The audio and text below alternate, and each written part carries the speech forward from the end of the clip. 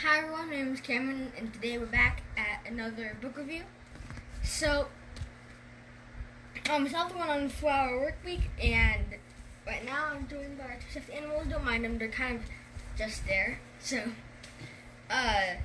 good news, I completed the book, but bad news, you guys haven't completed it yet. So we're going to try to complete it within maybe this week. So, actually, maybe by next week, because I only have today left to do it. So it's going to take a few videos, but I'm going to go through what I read through first, which will not be that long because it's a bunch of like Q&A questions for the end that a lot of people ask him. Maybe you guys will also have this question, so I'll just read some of them, not all of them, because like 100. And then I will go back to review what you guys missed. So, okay.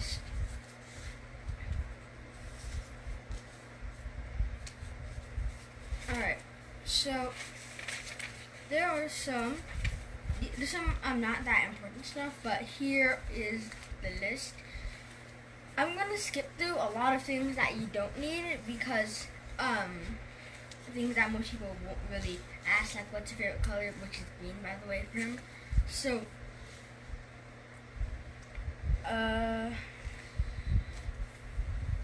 okay, so,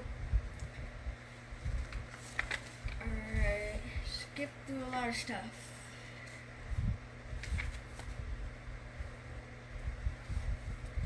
Well, one of the questions were, what are your working hours?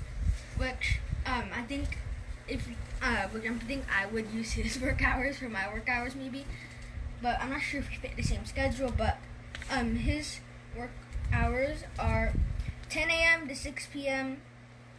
Then sometimes 10 p.m. to 2 a.m. Meaning he only works like 3 hours out of the 4-hour work week. So yeah, these aren't really working hours. But he is sometimes very active, meaning it will last a lot more than 4 hours. Where he just has a lot of stuff sometimes. So yeah, he does about 3 hours per day. And one thing: do you prefer phone call or email to answer to very important questions? He says he prefers phone calls. Because if there's an emergency, you don't email someone because it's going to take too long to get there. But for some reason, I don't know why, like a lot of people like to email to get their very important message out. But like they're probably not going to see it, and it's not that reliable for a very, very important message that you need really quickly. If you want them to get it by next week or tomorrow or something like that, you might get it. But if it's an emergency that you need like this minute, they're probably not checking the email. But they're highly likely to have their phone with them, so it's better to call them if you have a very important message. Alright.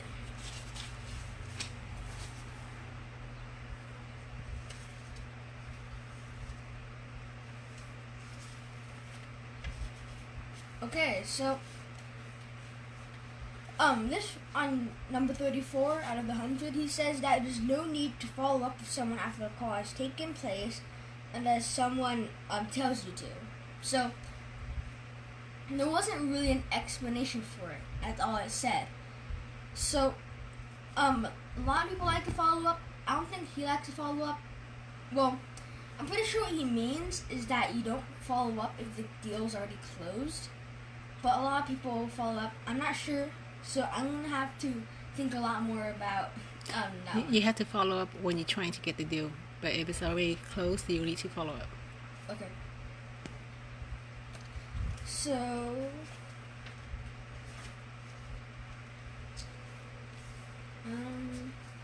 well, another question that really important question that someone asked was also, how often do you respond, or when would you reply to emails? Which he says that he would reply to them about 2 days after he gets it, just to save some time for himself. So, this book is pretty much all about time. Like, the book is about how you could get time, pretty much. So, there was a lot more, but a lot of stuff we don't really need to know about. So I'm just going to skip through and go back to our review.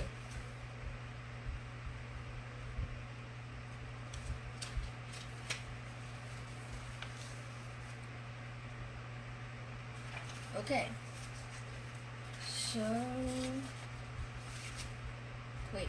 I think let me go back to that one. Alright.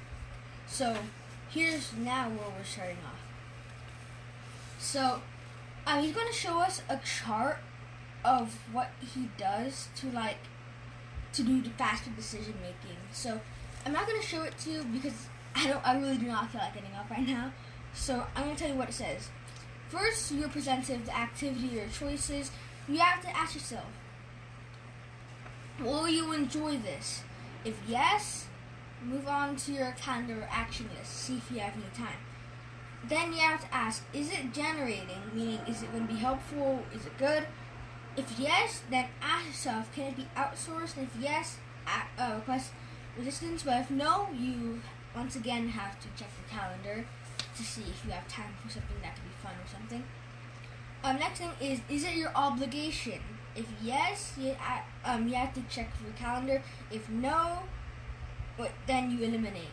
So, if you say no to either of these, will I enjoy this? Is it income generating? Is it my obligation? Is it in my calendar? If no, you eliminate it. I mean, it's kind of fast, but like saying the process out loud is a lot slower. So, you just want a quick look. That's the chart by someone that he uses. Works for one part. Okay, there's a lot more sources. Actually, yeah. Here are some questions and actions. So, first thing is get an assistant even though you don't need one. So, this one a lot of people would disagree with because saying I do not need an assistant and why would I want one? But he says that you have to get into the habit of commanding people.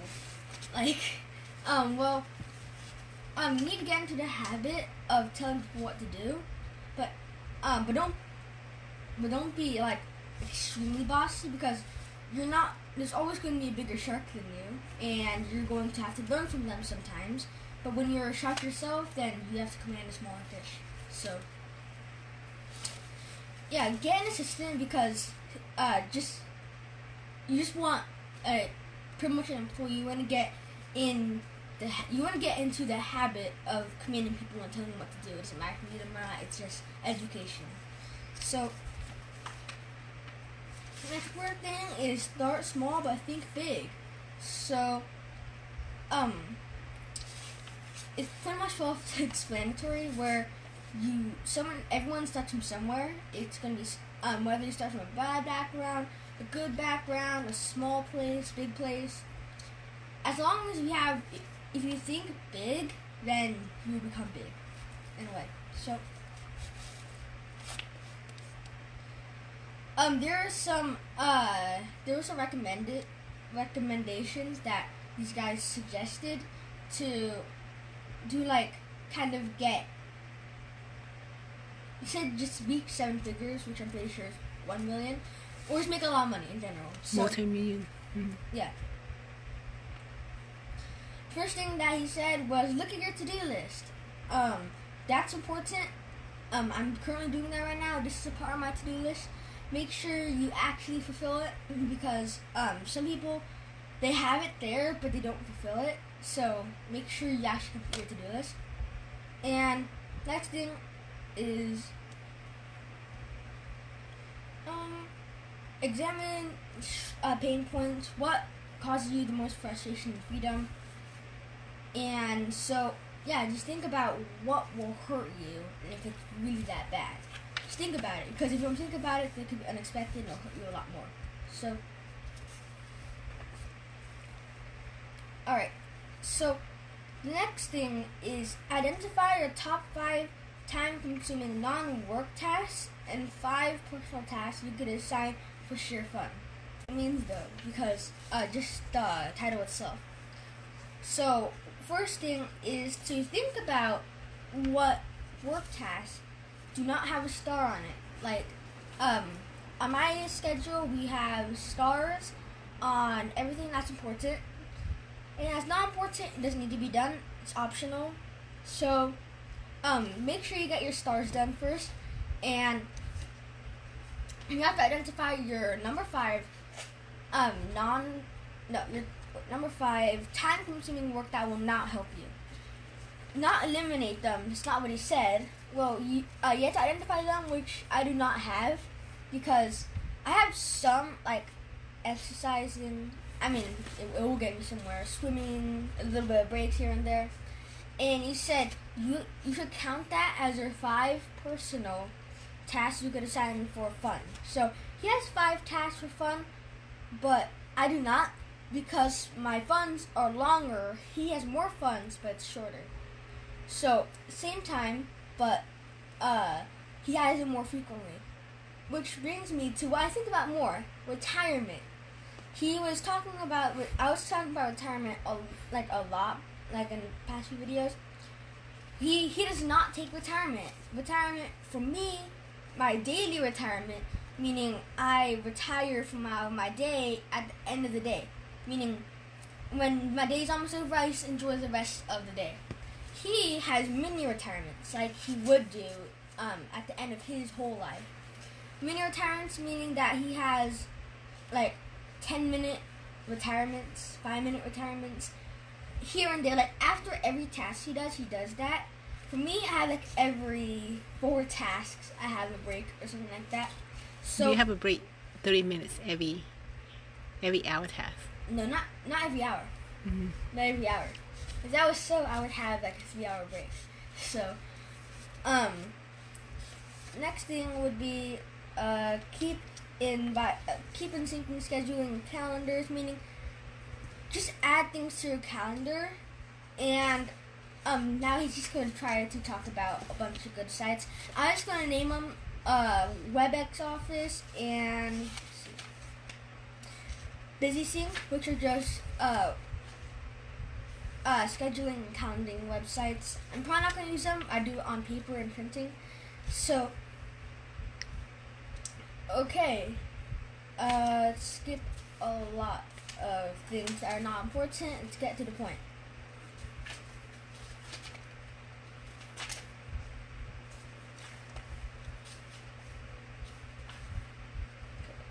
Skip up here a bit. Alright, so there's going to be a lot of skipping, and there's too many pages. Is there a way to pause this? No. There's no pause. Okay, so, alright, so he spoke some other stuff about defeating your competition and dominating them, which I went on last time, but okay, now we have a good one. New Rich Revisited. How did Doug do it? Doug is a character in the story he was just talking about, but I didn't share it to you because I didn't really need to go through it. It wouldn't be a book review, it would be more of like a book read through. So, you don't really need to matter or worry about Doug. So, how did he do it? And New Rich Revisited. So, first thing that he did would be market selection, meaning he chose, well, Doug himself, he just chose music and television producers as his market because he's a musician and has used these 3 products. So this meaning would be, whatever you're good at, try to go into it and find your market, like your market itself.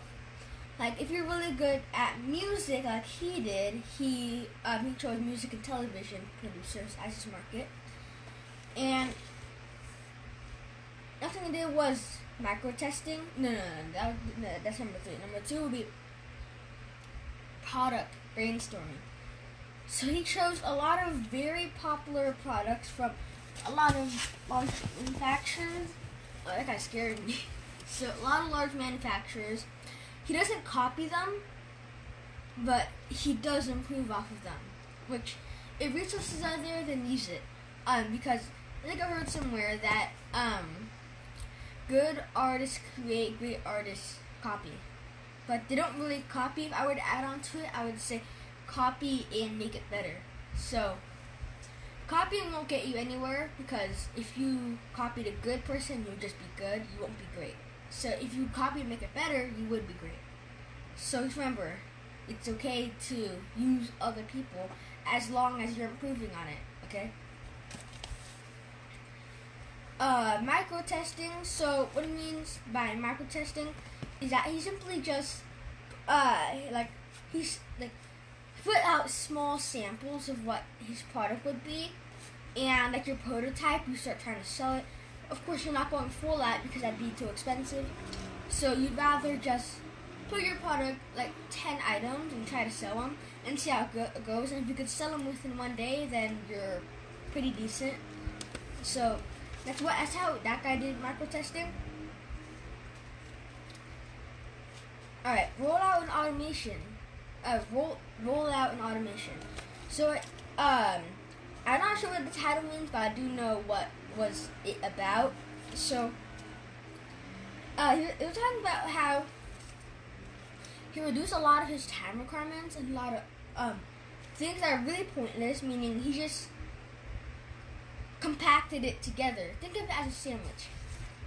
If you just squish it together, you could probably eat it in one bite. If you were to stretch it out, it's going to take a lot longer to eat. I'm not sure if you can stretch out a sandwich, but whatever. That's just a bad example. But what he did was he tried to get everything, not multitask, but he became more efficient and effective. And he worked about 2 hours per day to 2 hours per week. I mean, 2 hours per day is already pretty good, but 2 hours per week is even better, except for the 4-hour work week. So, what you need to do pretty much for the summary would be just get rid of all pointless stuff, do stuff more effectively, do it quicker, and do it correct, and just do it good. So, okay. Good.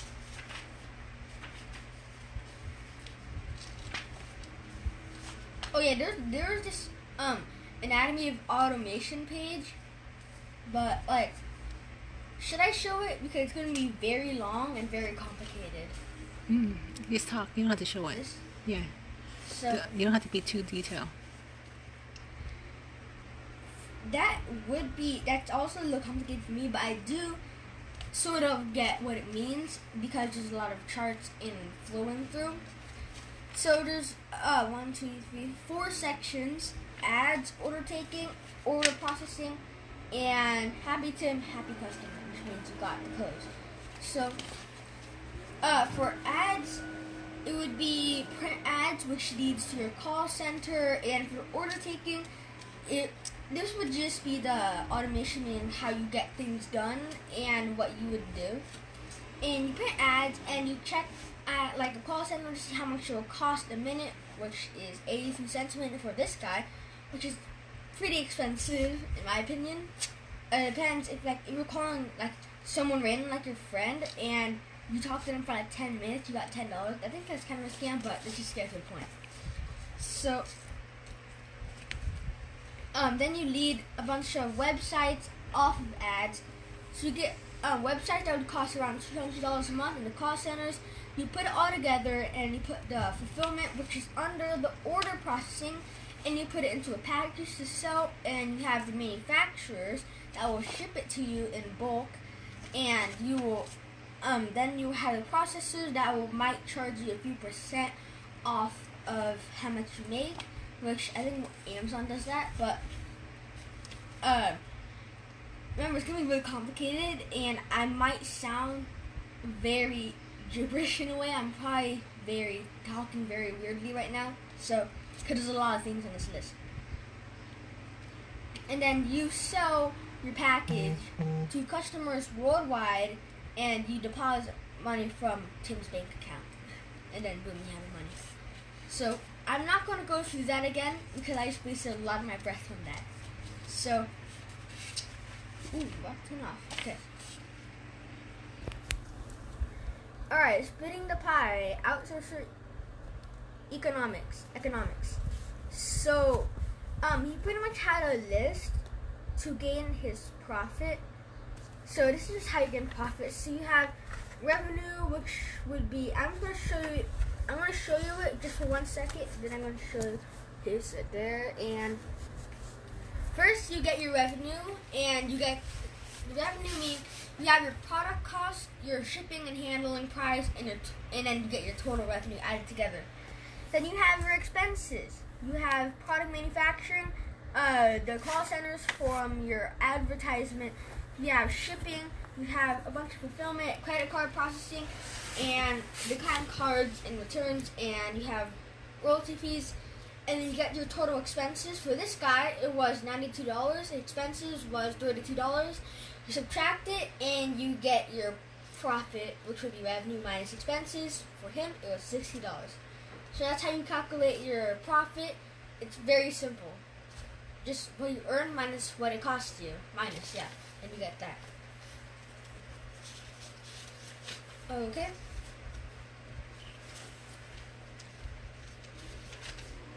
Okay, we talked about a lot of this stuff already. Let's get onto some more.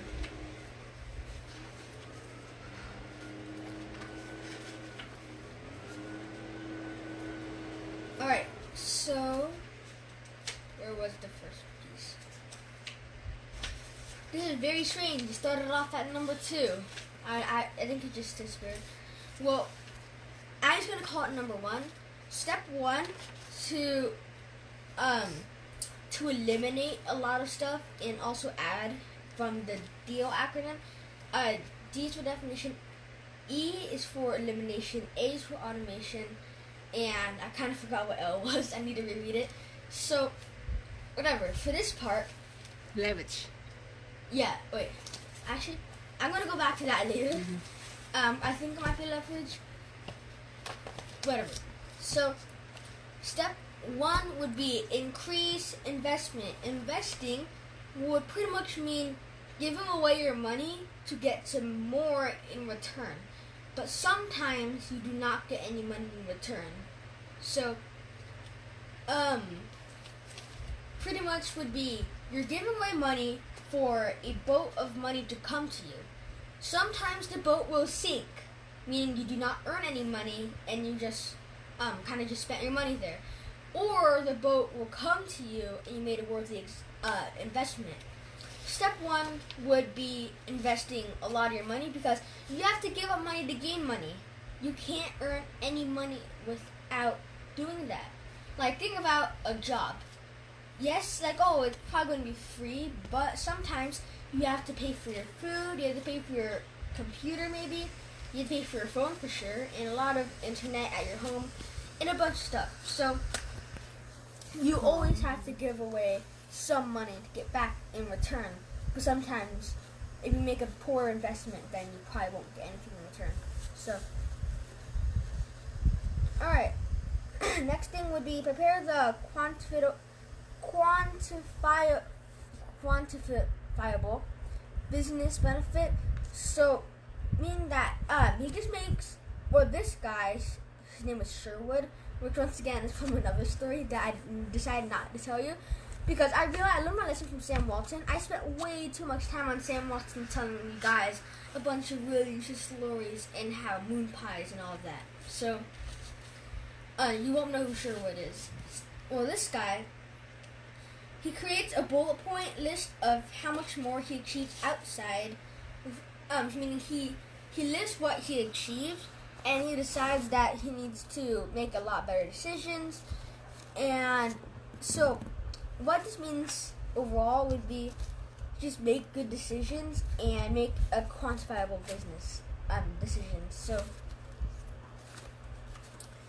alright, let's skip on to some more things.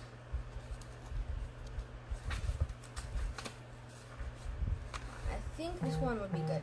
Okay, this one's good to share with you. Alright, so number 1, if you had, well, this one, this is highly unlikely, but it was a question that you would ask if you couldn't work. So, Number one would be, if you had a heart attack, and assuming your boss was sympathetic, how can you work remotely for 4 weeks? Meaning, if you had 4 weeks of time to yourself, no work, what would you do? Just like right now. What? Just like right now. Quarantine. Huh? Just like right now. Oh, yeah. It's really similar. Just like right now, quarantine. So, like right now you have coronavirus. No, you don't have coronavirus, but the world has coronavirus. And your boss is probably sick, but now you're working from home. And if you work at all, but you're doing stuff at home, hopefully getting stuff done, what would you do? And he said that first you have to think about what you're doing or try to get something done, and you have to ask yourself the following about this activity that you think will be done, because I can't tell what activity you're doing.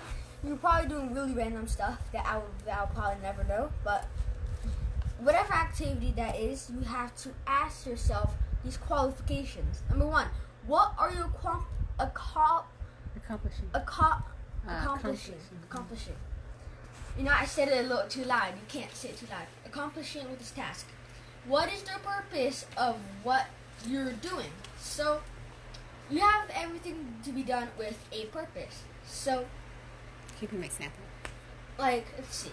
You are... Your example. My example?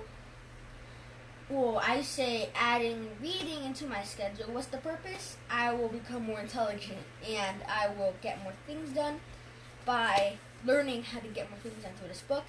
Or I could also, like, just do things better. Learn. Mm-hmm. So, next thing... Oh, yeah. Never mind. I have to continue asking the qualifying. Next thing would... If you had to find another way to do this job... Okay. Yeah, you yawn because there's no lights on, and... What are you turning the light right now? I feel like it's a little bit dark. Mm-hmm. Yeah, I have no energy when the lights are on.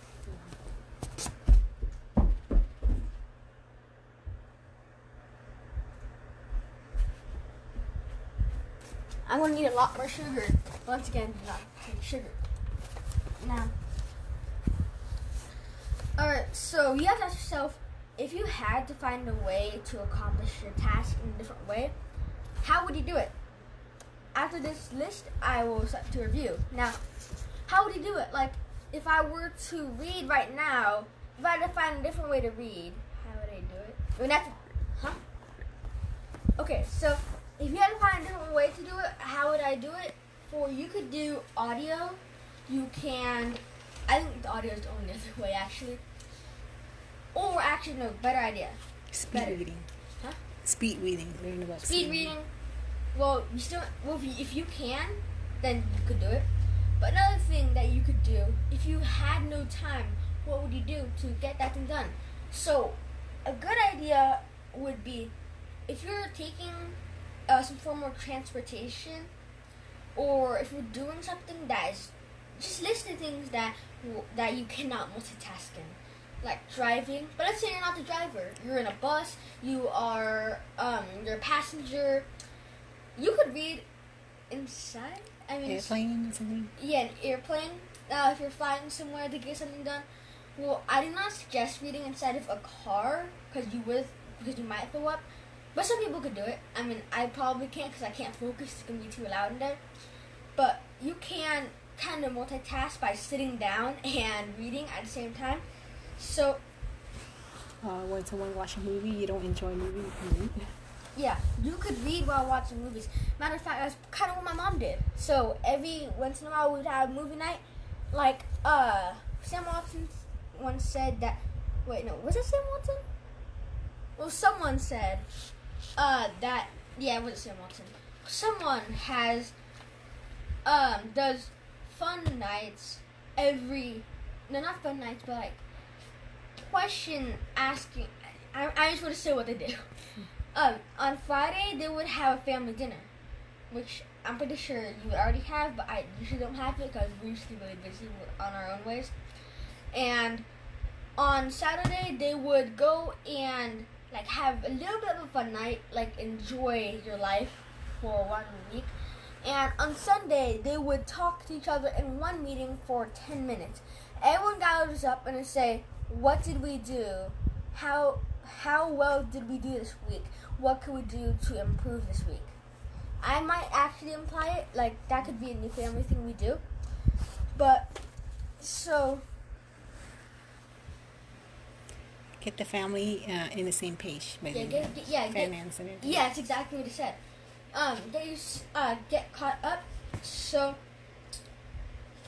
yeah, that's pretty much what you do. And I'm going to review what we said today.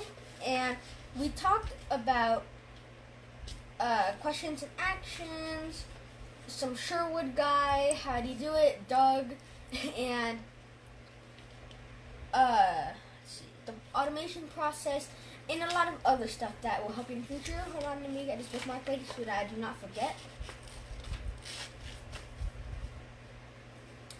Okay, congrats. We're officially about, 5/8 of the way done, meaning we're a little bit over the half mark. It's going to take a few more videos, hopefully next week. We will actually not hopefully, we will get it done next week. We are going to complete this book next week.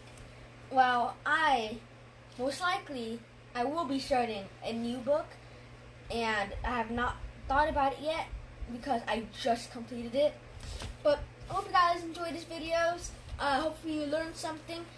You will learn something, and have a great day in the rest of your day. Hope you guys enjoyed it. Bye for now.